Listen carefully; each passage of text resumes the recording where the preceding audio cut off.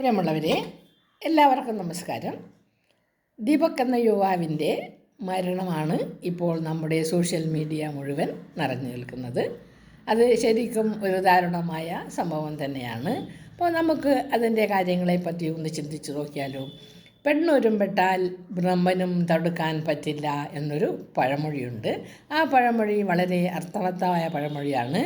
പെണ്ണ് ഒരുമ്പെട്ടു പോയാൽ അതിന് തടുക്കാൻ പറ്റുകയില്ല എന്ന് തന്നെയാണ് അതിനർത്ഥം. വ്യക്തമായ അർത്ഥം അത് തന്നെയാണ്.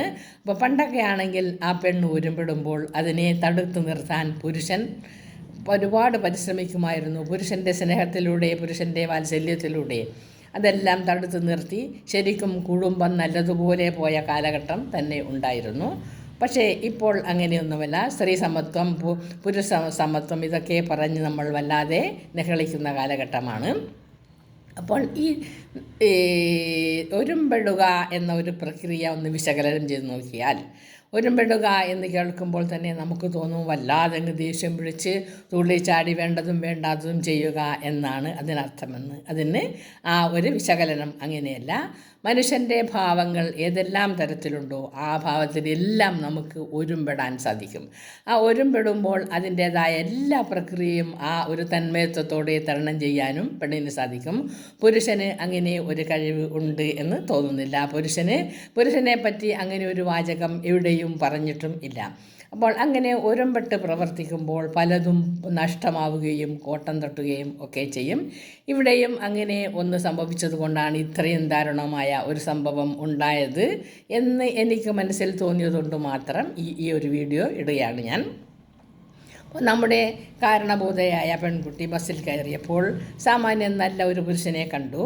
അപ്പോൾ പുരുഷനെ കണ്ടപ്പോൾ അവൾക്ക് എന്തോ ഒരു പ്രേമം തോന്നി കാണും. അത് തെറ്റാണെന്നും ശരിയാണെന്നൊന്നും ഞാൻ പറയുന്നില്ല. ഭർത്താവുണ്ട് എന്ന് പറഞ്ഞതുകൊണ്ട് മറ്റൊരു പുരുഷനിൽ സ്നേഹം തോന്നാനോ ഇഷ്ടം തോന്നാതിരിക്കാനോ ഒന്നും ഒരു നിയമവുമില്ല. അങ്ങനെ തോന്നിയപ്പോൾ ആ പുരുഷനെ ഒന്ന് തട്ടാമെന്നും മുട്ടാമെന്നും ഒക്കെ തോന്നി കാണും. അപ്പോൾ എന്തെല്ലാം ചെയ്തിട്ടും ആ പുരുഷനിൽ ഒരു പ്രതികരണം ഉണ്ടായതേയില്ല. അങ്ങനെ ഉണ്ടായതിലപ്പോൾ അയാൾക്ക് ഒരു വൈരാഗ്യം തോന്നിക്കാണും. അതാണ് അവിടെ ഉണ്ടായ ഒരുമ്പെടുക എന്ന പ്രക്രിയ നടന്നത്. ആ വൈരാഗ്യത്തിലൂടെ ഇനി ഇവനെ എങ്ങനെയെങ്കിലും മുതലാക്കണം എന്ന് തോന്നിക്കാണും. ആ മുതലാക്കണം എന്ന തോന്നൽ തന്നെയാണ് ആ ഒരുമ്പെടലിൻ്റെ അർത്ഥം. അതിലൂടെ അവർക്ക് എന്തെങ്കിലും നേടാൻ പറ്റുമെങ്കിൽ അതും ഞാൻ നേടും, ദാ പിടിച്ചോ നിനക്ക് കാണിച്ചു തരാം എന്നൊരു മനോഭാവം ആ കുട്ടിക്ക് തോന്നിയിട്ടുണ്ടാവാം. അങ്ങനെ തന്നെ ആയിരിക്കാമെന്ന് ഒരു വിശ്വാസവും നമുക്ക് ഉണ്ടായിക്കൂടെ. കാരണം അത് അങ്ങനെ ആ പുരുഷൻ ഒന്നും അനങ്ങാതെ നിൽക്കുന്നു എന്നുള്ളത് തന്നെയാണ് ആ വീഡിയോയിലൂടെ എല്ലാം കാണാൻ പറ്റുന്നത്. അപ്പോൾ അത് അങ്ങനെ തന്നെ ആയിരിക്കാം എന്നൊരു ബോധം നമുക്കും ഉണ്ടായിക്കൂടെ. എങ്ങനെയായാലും നഷ്ടപ്പെട്ടു പോയത് ഒരു അച്ഛൻ്റെയും അമ്മയുടെയും ചിരകാലാഭിലാഷമായ ഒരു സ്വപ്നമാണ് എൻ്റെ മോൻ എന്ന ആ സ്വപ്നം. അതെന്തായാലും അതിൽ തെറ്റുണ്ടെങ്കിൽ ശിക്ഷാർഹം തന്നെയാണ്, ശിക്ഷിക്കുക തന്നെ വേണം എന്ന് തന്നെയാണ് എൻ്റെയും അഭിപ്രായം. അപ്പോൾ കിട്ടാത്തത് കിട്ടാതെ പോകുമ്പോൾ കിട്ടാത്ത മുന്തിരിങ്ങ പുളിക്കും എന്ന് നമ്മൾ കേട്ടിട്ടില്ലേ. അങ്ങനെ ആ പുളിയാണ് അവിടെ വൈരാഗ്യമായി വന്നത്. ആ വൈരാഗ്യം അത് വല്ലാതെ നഷ്ടത്തിലേക്ക് എത്തിച്ചപ്പോൾ നമുക്കെല്ലാം വല്ലാത്ത ദുഃഖം തോന്നുന്നുണ്ട്.